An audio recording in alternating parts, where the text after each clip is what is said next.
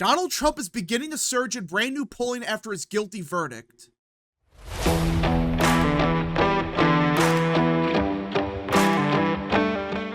What is up, people of the internet? It is me, Real American, back in with a new video, and today it is time to talk about the 2024 presidential election because everyone was talking about how the guilty verdict was going to end Trump's campaign and Biden was going to surge because of it. Remember that?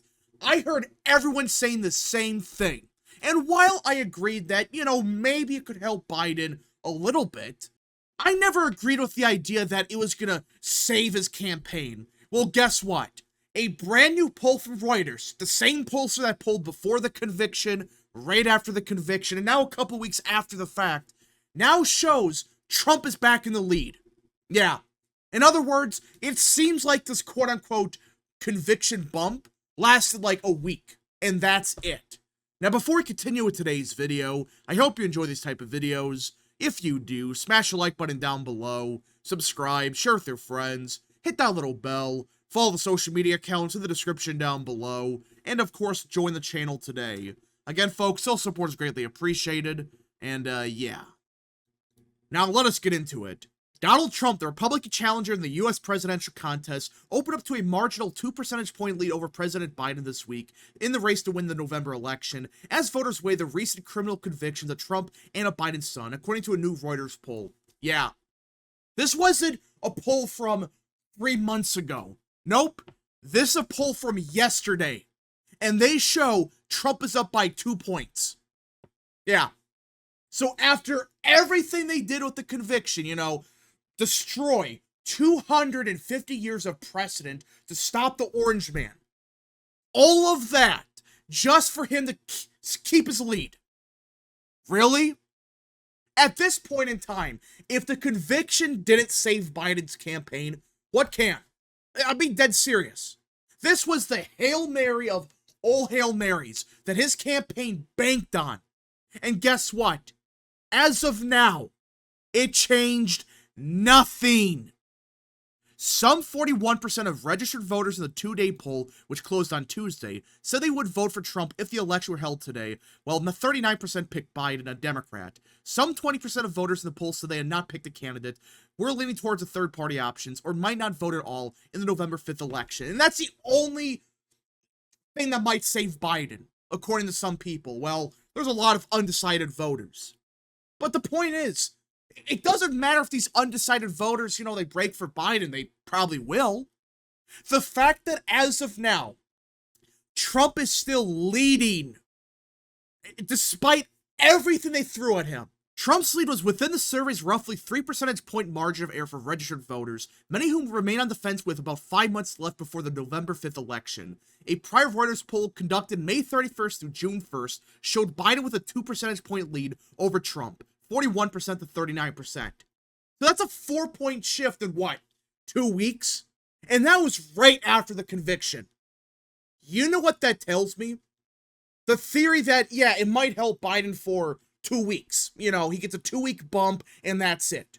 I've been saying that for almost a month now, that if they gave him a guilty verdict, which at the end of the day they did, they found him guilty, it might help Biden for a week, maybe 2 to 3.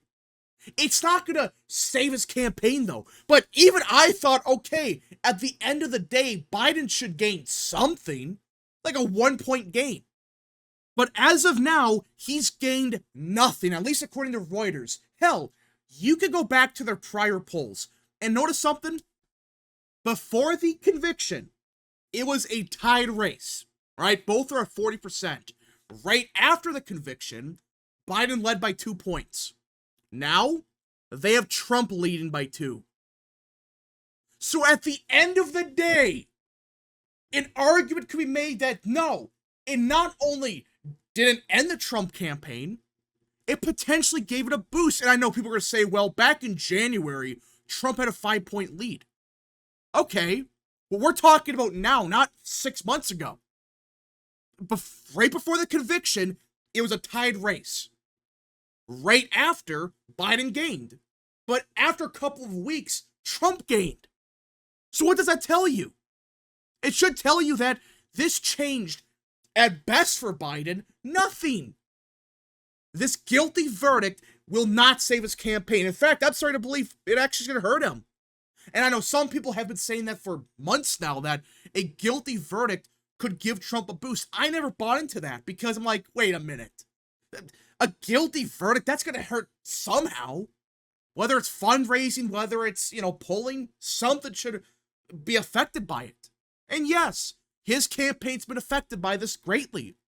By record fundraising, by quite possibly Trump's best polling in months. So, what's the point? What was the point of the guilty verdict? To stop the orange man? Well, so far, according to Reuters, that's not happening. While nationwide surveys give important signals on American support for political candidates, just a handful of competitive states typically tilt the balance in the U.S. Electoral College. Where was this 3 weeks ago? Because everyone was losing their minds that, oh my goodness, Biden gained 2 points, according to Reuters. That's proof that he's going to win. Where was this 2 weeks ago? 3 weeks ago? But now that Trump's back in the lead, actually, the nationwide polling, it doesn't matter. Which, okay, on paper, yeah, but if Trump is doing 5 to 6 points better in the nationwide polling compared to 2020, we're talking about a 5 to 6 point shift. Where do you think this shift is occurring? Do you think it's just happening in New York? At the bare minimum, if Trump is outright winning the popular vote, he should be winning states like Wisconsin, Michigan, Pennsylvania. So yes, on paper, these national surveys may not matter as much. But if he's doing 5 to 6 points better, you would assume that that shift is occurring in swing states. Both candidates carry significant liabilities. Oh yeah, sure. Liabilities. All right, for Biden, yeah. Whether it's his age, whether it's what's happening in Israel, there's a lot of liabilities surrounding Biden. His popularity is down the toilet. But Trump's liabilities? Take a guess what they say. He's a convicted felon. That's his liability. Yes, for any other politician, that would be a liability.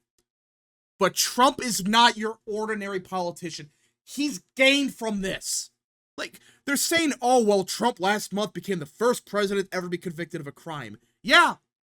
And as of now, at least according to your own polling, Trump has a lead. He gained from this. Yes, Biden gained for a week, then he went down, and Trump, at the end of the day, gained the most out of this. So, this liability argument that, oh, the conviction's going to kill him, at the end of the day, politically, of course, but at the end of the day, it changed nothing. That's best case scenario for Biden. Like, it changed nothing. At worst, it gave Trump record fundraising, his best polling in months, and it actually gave him momentum going into the debates. So it's like, okay, what's the liability here? If you would have said this 3 weeks ago, okay, fine. But now it's like, not really. There's been no sign of a huge liability. Like, Trump's lead before the conviction was 1 point. Now it's just under 1 point. Congratulations. And that's with some very questionable polling. But even with that in mind, Trump still has a small lead. So it's like, okay, if we see the same trend that we saw in Reuters where, yeah, Biden gained for a week, but then Trump gained, we could see Trump's lead expand. I'm not saying for sure it's going to happen because maybe Reuters is a fluke. That poll is one poll, it could be off, maybe. But do you really think that 3 weeks from now, the polling's still going to be quote-unquote down for Trump, when in reality it's about the same? Like, I highly doubt that. I really do believe that Biden hit his peak at losing by 0.3 in the RCP aggregate. That I really believe that's his peak after all of that. In other words, he's still losing.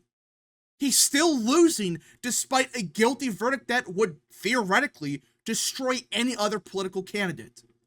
The latest Reuters poll, which surveyed adults nationwide, found 80% of registered voters said the conviction of Biden's son, Hunter Biden, was unlikely to sway their vote, compared to 61% who said Trump's conviction was not affecting how they would vote.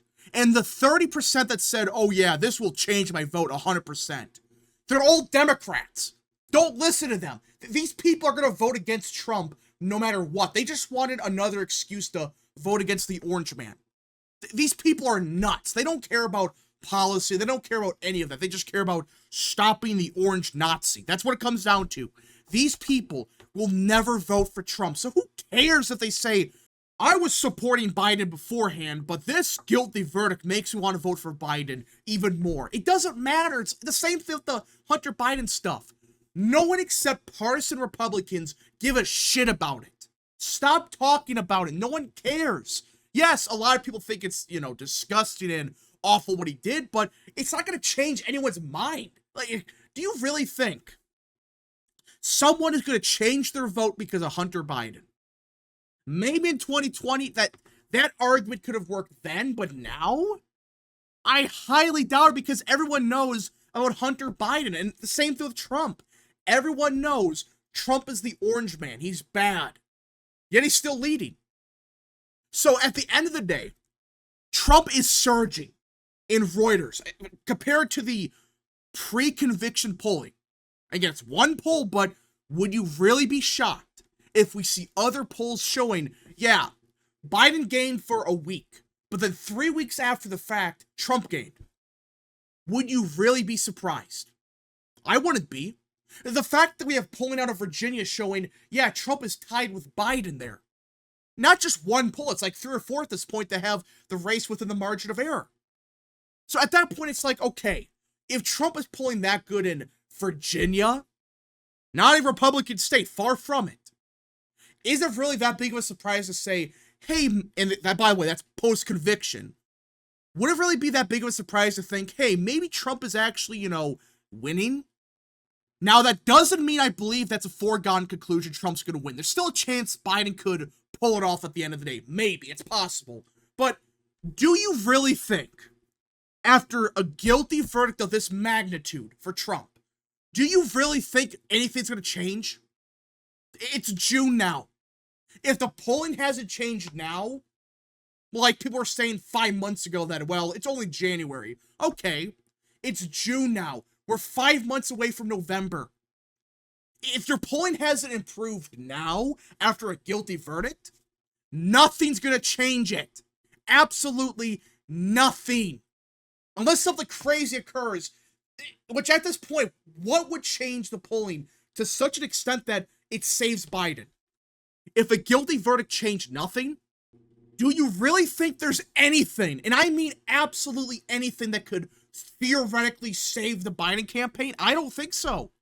I really don't think there's anything at this point in time that can save this campaign. I really think that, yeah, Trump is the clear favorite, and with 5 months to go, I don't see him losing.